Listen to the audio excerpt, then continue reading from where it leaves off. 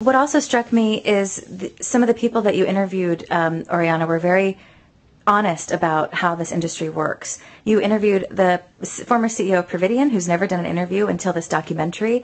You interviewed a man who runs the California check, I'm sorry, I forgot his name. California check cashing, Rick Lake. Thank you.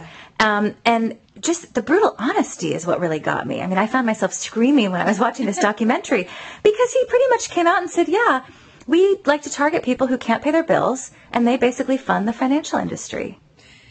Yeah, well, we were surprised, definitely, by the honesty of some of the interviews that we did in this piece particularly. And I think it wasn't just honesty, they were proud of their accomplishments. And that's what struck me. They were proud of their accomplishments because they run successful companies that are very, very profitable.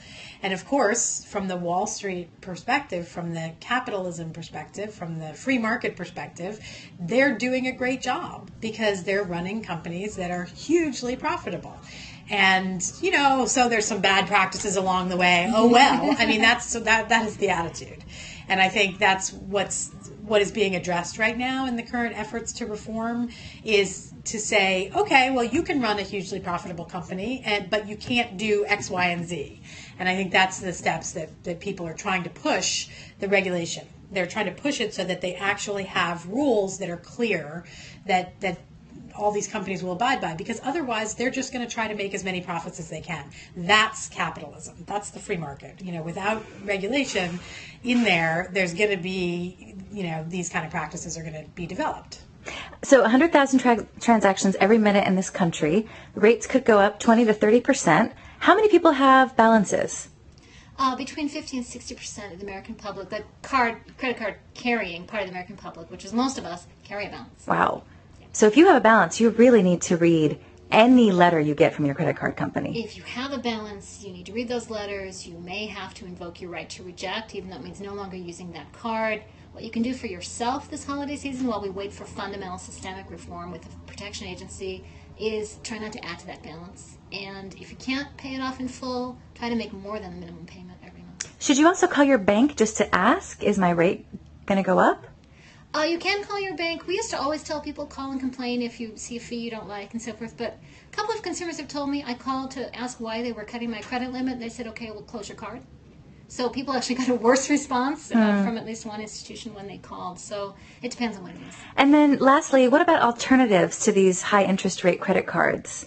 Are there any out there? What can we do if we want to try to disconnect from the system? Well, your best way to disconnect is to spend only the money you have in your pocket. If you do need a credit card, you might take a close look at whatever credit union you're qualified to join. They traditionally have, it's not that they don't engage in some of these bad practices, but they do it less often and with lower fees. Almost by 10%, right? Exactly. So credit unions might be 10 points, not just 10%. 10 points. Right. So if the penalty rate at a big bank is 29%, the penalty rate at a credit union might be 19%.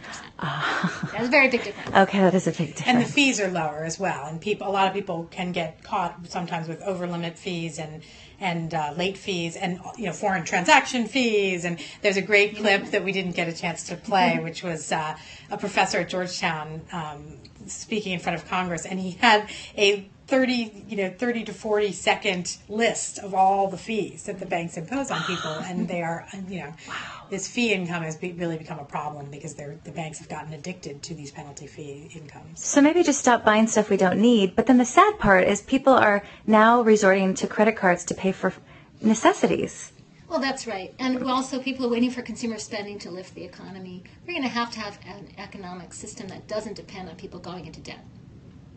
Well, thank you both so much. Gail Hillebrand is senior attorney at Consumer Union and runs the defendyourdollars.org website. Oriana Zilda-Granados is producer and writer of Frontline's The Card Game, and you can watch this really good documentary. Just be prepared to say a few bad words and scream while you watch it at frontline.org. Thank you both for joining us. Thank you. Thank you.